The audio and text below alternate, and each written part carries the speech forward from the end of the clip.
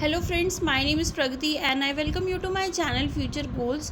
Friends, आज की इस वीडियो में हम डिस्कस करने वाले हैं सीटेट एग्ज़ाम में पूछे गए कुछ मोस्ट इंपॉर्टेंट क्वेश्चंस को। इस वीडियो में आज हम डिस्कस करेंगे चाइल्ड डेवलपमेंट एंड पेडागोजी यानी कि बाल विकास में पूछे गए कुछ मोस्ट इंपॉर्टेंट क्वेश्चंस। इससे पहले की वीडियो में मैं आपसे ऑलरेडी बहुत सारे इंपॉर्टेंट क्वेश्चंस जो कि सीडीपी यानी कि बाल विकास में पूछे गए हैं वो मैं आपके साथ डिस्कस कर चुकी हूँ। अगर आपने वो वीडियो नहीं देखी तो वो वीडियो भी आप देख सकते हो। उससे आपको एक आइडिया मिलेगा कि किस तरह के क्वेश्चंस आपके एग्ज़ाम में पूछे जाते हैं या किस पैटर्न पे या किस टॉपिक से क्वेश्चंस पूछे जाते हैं। साथ ही साथ हम लोग कम्प्लीटली एनालाइज भी करेंगे हर क्वेश्चन को कि कौन सा जो आंसर है वो करेक्ट होगा किस क्वेश्चन के लिए और क्यों वो आंसर करेक्ट होगा। सारी एक्सप्लेनेशन हम लोग देखेंगे, किस तरह से आप करेक्ट आंसर तक पहुंच सकते हो। ये सारी चीज़ें हम लोग डिस्कस करने वाले हैं। वीडियो को स्टार्ट करते हैं और देखते हैं कि आज के कौन से 10 इम्पॉर्टेंट क्वेश्चंस हैं जो कि आपके एग्ज़ाम में आ चुके हैं और आपके आने वाले एग्ज़ाम में भी पूछे जा सकते हैं। वीडियो को स्टार्ट करते हैं। आज का जो हमारा पहला क्वेश्चन है वो है 4 distinct stages of children's intellectual development are identified by. Hindi में अगर मैं बोलूँ इसके जो ऑप्शंस हैं वो हैं कोलबर्ग, एरिक्सन, स्किनर और पियाजे। अगर हिंदी में मैं पढ़ूँ तो बच्चों के बौद्धिक विकास की 4 विशिष्ट अवस्थाओं की पहचान की गई है। पहला ऑप्शन है कोलबर्ग के द्वारा की गई है, दूसरा एरिक्सन, तीसरा है पियाजे और तीसरा स्किनर है और चौथा है पियाजे। तो हमसे इसमें पूछा गया है कि इंटेलेक्चुअल डेवलपमेंट थ्योरी जो है चिल्ड्रंस की जो इंटेलेक्चुअल डेवलपमेंट थ्योरी है यानी कि बौद्धिक विकास की अवस्थाएं है, 4 अवस्थाएं हैं, वो किसने दी हैं। तो इंटेलेक्चुअल डेवलपमेंट थ्योरी को ही कॉग्निटिव डेवलपमेंट थ्योरी यानी कि संज्ञानात्मक विकास की जो सिद्धांत है वो बोला जाता है। आप इंटेलेक्चुअल बोलो, बौद्धिक विकास बोलो या संज्ञानात्मक विकास बोलो, दोनों एक ही बात है। इसमें जो 4 अवस्थाएं हैं या फिर इस थ्योरी को किसने दिया है, तो इसका जो करेक्ट आंसर है वो है पियाजे। जीन पियाजे ने इस थ्योरी को दिया है जिसे हम इंटेलेक्चुअल डेवलपमेंट थ्योरी या कॉग्निटिव डेवलपमेंट थ्योरी बोलते हैं। हिंदी में बोलते हैं हम संज्ञानात्मक या मानसिक विकास का सिद्धांत। इसमें इन्होंने 4 जो स्टेजेस हैं उसकी बात की है, जैसे सेंसरी मोटर स्टेज की बात की है, pre operational, concrete operational, formal operational, ये सारी स्टेजेस इन्होंने दी है।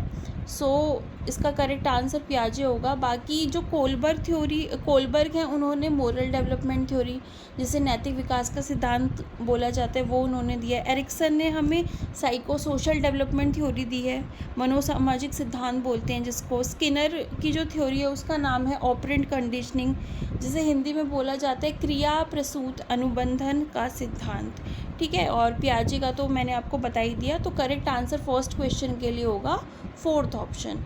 सेकेंड क्वेश्चन पे मूव करते हैं। पियाजे से बहुत ज़्यादा क्वेश्चंस पूछे जाते हैं और हर बार क्वेश्चन पूछे जाते हैं। तो जो पियाजे का टॉपिक है ये एक इम्पॉर्टेंट टॉपिक है। तो अगर आपने ये टॉपिक अच्छे से कर लिया तो आपके 1-2 नंबर जो है सीडीपी में वो तो आप मतलब कर सकते हो ईजिली। सेकेंड क्वेश्चन है children are most creative when they participate in an activity. First है to escape their teacher scolding, second under stress to do well in front of others, third है आउट ऑफ इंटरेस्ट या फिर fourth for rewards. Hindi में बच्चे तब सर्वाधिक सृजनशील होते हैं जब वे किसी गतिविधि में भाग लेते हैं। क्यों भाग लेते हैं उसका जो रीज़न है वो है, पहला हमें करेक्ट रीज़न बताना है कि बच्चा जब किसी गतिविधि में भाग लेता है यानी कि किसी एक्टिविटी में पार्टिसिपेट करता है तो वो कब बहुत ज़्यादा क्रिएटिव हो जाता है। पहला है शिक्षक की डांट से बचने के लिए अगर वो भाग ले रहा है किसी एक्टिविटी में तो वो बहुत ज़्यादा क्रिएटिव हो जाएगा। दूसरा है दूसरों के सामने अच्छा बनने के दबाव में आकर अगर वो भाग ले रहा है तो वो बहुत क्रिएटिव हो जाएगा, बच्चा सृजनशील हो जाएगा। थर्ड है अगर उसे रुचि है, अपनी रुचि से भाग ले रहा है, अपनी खुद की मर्ज़ी से, खुद के इंटरेस्ट की वजह से भाग ले रहा है। और फोर्थ है पुरस्कार के लिए, रिवॉर्ड्स के लिए भाग ले रहा है। तो अगर बच्चा खुद के मतलब किसी और के कहने से अगर किसी भी एक्टिविटी में पार्टिसिपेट करता है तो वो उस एक्टिविटी को खूब मन लगा के नहीं करेगा या उसको उसमें इंटरेस्ट ही नहीं आएगा, तो वो क्रिएटिव कैसे बनेगा। तो सेकंड का जो करेक्ट आंसर होगा वो होगा option number third, that is out of interest. अगर बच्चे को उस काम में रुचि है और तब वो उस काम में भाग ले रहा है तो उसकी क्रिएटिविटी निकल कर आएगी, तब वो ज़्यादा क्रिएटिव होगा। तो सेकंड का जो करेक्ट आंसर होगा वो होगा option number third. Next question देखते हैं। नेक्स्ट क्वेश्चन कहता है child centred pedagogy means. Child centred pedagogy का क्या मतलब होता है, यानी कि बाल केंद्रित शिक्षा शास्त्र का अर्थ हमें बताना है। पहला है giving moral education to the children, क्या बच्चों को नैतिक शिक्षा देना, ये होती है चाइल्ड सेंटर्ड पेडागोजी। सेकंड है asking the children to follow and imitate the teacher. So second option जो है वो कहता है कि बच्चों को शिक्षक का अनुगमन करना और अनुकरण करने के लिए कहना। थर्ड है giving primacy to children's voice and their active participation, बच्चों की अभिव्यक्ति और उनकी सक्रिय भागीदारी को महत्व देना। एंड फोर्थ है बच्चों को पूर्ण रूप से स्वतंत्रता देना, यानी कि letting the children be totally free. तो चाइल्ड सेंटर्ड पेडागोजी में सिर्फ मोरल एजुकेशन नहीं आती। अगर हम फर्स्ट ऑप्शन देखें तो सिर्फ मोरल एजुकेशन, नैतिक शिक्षा देना चाइल्ड सेंटर्ड पेडागोजी नहीं कहलाता। सेकंड है बच्चों को अपने टीचर की नकल करनी है, तो नकल करने की, इमिटेट करने की बात तो चाइल्ड सेंटर्ड पेडागोजी में नहीं होगी। अगर बच्चे को टीचर की नकल करनी है तो वो चाइल्ड सेंटर्ड कैसे हुआ, वो तो टीचर सेंटर्ड लर्निंग हो गई या पेडागोजी हो गई। थर्ड ऑप्शन जो है वो बिल्कुल करेक्ट है, जिसमें बोला गया है कि बच्चों giving primacy to children's voice and their active participation, बच्चों को मतलब अभिव्यक्ति का मौका मिलना चाहिए और उनको मौका देना चाहिए कि वो सक्रिय रूप से भागीदार लें। अगर कोई भी एक्टिविटी कराई जा रही है, कुछ भी कराया जा रहा है लर्निंग में, तो बच्चे उसमें पार्टिसिपेट कर पाएँ। जब बच्चे खुद पार्टिसिपेट करेंगे, खुद से पहल करेंगे किसी चीज़ को करने की, तभी तो वो चाइल्ड सेंटर्ड होगी ना पेडागोजी। अगर टीचर ही सब कुछ कर देगा तो फिर तो वो टीचर सेंटर्ड हो गई। तो थर्ड का जो करेक्ट आंसर होगा वो होगा option number third. Fourth option जो है वो कहता है कि बच्चों को बिल्कुल फ्री छोड़ दो और पूर्ण रूप से उनको स्वतंत्रता दे दी जाए। तो अगर बच्चे बिल्कुल टोटली फ्री होंगे तब तो लर्निंग कर ही नहीं पाएंगे, वो तो पढ़ेंगे ही नहीं, फिर कुछ नया सीखने की कोशिश ही नहीं करेंगे। ठीक है, तो डिसिप्लिन होना ये भी बहुत ज़रूरी है। थर्ड का जो करेक्ट आंसर होगा वो होगा option number third. Fourth question देखते हैं। फोर्थ क्वेश्चन कहता है in a constructivist frame learning is, पहला ऑप्शन है a change in behaviour as a result of experience, second है active and social in its character, third है passive and individualistic, and fourth है the process of acquisition of knowledge. Hindi में अगर बात करें तो बच्चों को पूर्ण रूप से स्वतंत्रता देना, दृष्टिकोण के अनुसार संरचनात्मक अधिगम डैश है, ये हमें बताना है। सो पहला ऑप्शन है वो कहता है a change in behaviour as a result of experiences के साथ अगर हमारे बिहेवियर में कोई चेंज आता है, ठीक है, अनुभवों के साथ अनुभवों के परिणाम के रूप में अगर व्यवहार में कोई परिवर्तन आता है तो उस प्रक्रिया को हम लोग कहते हैं लर्निंग। एक कंस्ट्रक्टिविस्ट तरीके से हम लर्निंग कर रहे हैं। दूसरा है active and social in its character, क्या लर्निंग अगर कंस्ट्रक्टिव होती है तो वो एक्टिव होती है और सोशल होती है, कैरेक्टर में एक सक्रिय और सामाजिक प्रक्रिया होती है। थर्ड है पैसिव एंड इंडिविजुअलिस्टिक, निष्क्रिय या व्यक्तिपरक हो जाती है। फोर्थ है the process of acquisition of knowledge, जानकारी के अर्जन की प्रक्रिया होती है। तो जब हम कंस्ट्रक्टिव फ्रेम की बात करते हैं तो इसमें क्या होता है, पर्सन खुद एक्टिव होकर अपनी नॉलेज को कंस्ट्रक्ट करता है।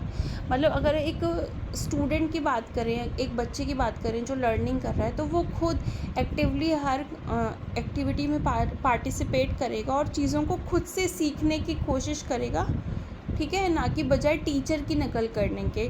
तो कंस्ट्रक्टिविस्ट फ्रेम में, जिसे हम लोग हिंदी में संरचनात्मकता कहते हैं, उसमें सेकंड ऑप्शन बिल्कुल सही होगा कि वो एक्टिव और सोशल होता है कैरेक्टर में, यानी कि सक्रिय और सामाजिक प्रक्रिया है। तो फोर्थ का जो करेक्ट आंसर है वो है ऑप्शन नंबर 2।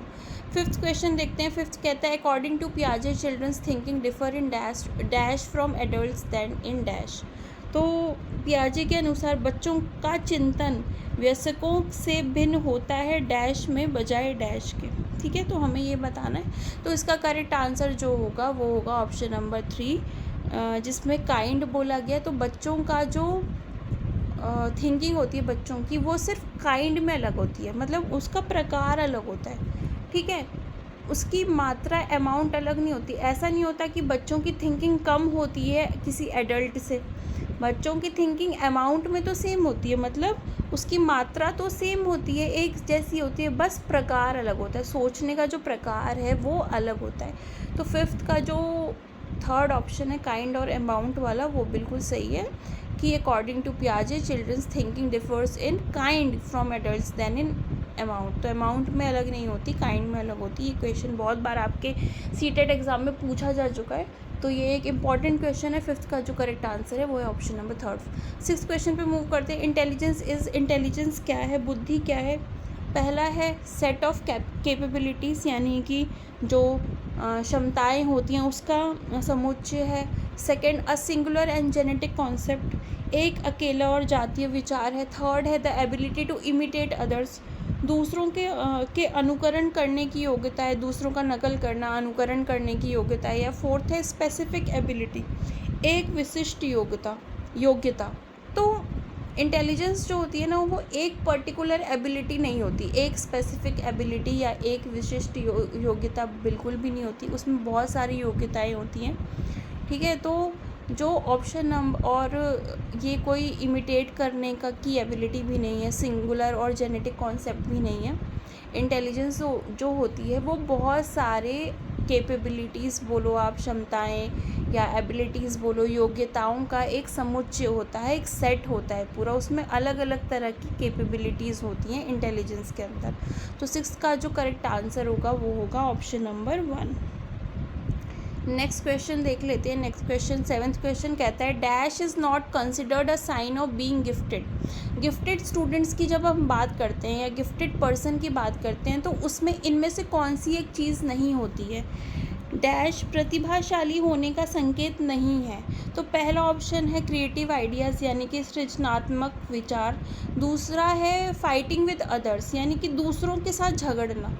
थर्ड है नोवेल्टी इन एक्सप्रेशन, अभिव्यक्ति में नवीनता लाना। और चौथा ऑप्शन है क्यूरियोसिटी, दैट इज़ जिज्ञासा। तो गिफ्टेड जो स्टूडेंट होगा या पर्सन होगा वो क्यूरियस भी होगा, उसकी एक्सप्रेशन में, उसकी अभिव्यक्ति में नवीनता, नोवेल्टी भी होगी, और क्रिएटिव आइडियाज़ भी होंगे।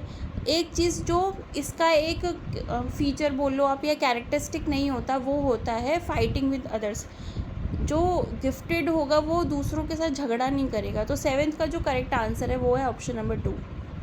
नेक्स्ट क्वेश्चन देख लेते हैं। The period that initiates the transition to adulthood. पहला ऑप्शन है एंड ऑफ चाइल्डहुड, दूसरा है एडोलसेंस, थर्ड है मिडिल चाइल्डहुड, फोर्थ है प्री ऑपरेशनल पीरियड। ठीक है, तो वह अवधि जो वयस्कता के संक्रमण की पहल करती है उसे क्या कहते हैं? पहला है बाल्यावस्था की समाप्ति, दूसरा किशोरावस्था, तीसरा है मध्य बाल्यावस्था, या फोर्थ पूर्व क्रियात्मक अवधि। तो यहाँ पे हमें बोला गया है कि इस स्टेज में जब बच्चा होता है तो वो धीरे धीरे चेंज होता है, किसमें? एडल्ट में चेंज होने लगता है, उसका ट्रांजिशन होने लगता है, उसके अंदर जो बदलाव आने लगता है वो किस तरफ लेके जा रहा होता है, उसको एडल्टहुड की तरफ लेके जा रहा होता है, वयस्क बनाता है उसको। तो हमारा जो एडोलसेंस है, जिसे हम हिंदी में किशोरावस्था बोलते हैं, ये वाली अवस्था एडल्टहुड से पहले वाली अवस्था होती है। तो जब बच्चा ये अवस्था ख़त्म होने वाली होती है, तो कौन सी अवस्था शुरू होती है? एडल्टहुड शुरू होती है।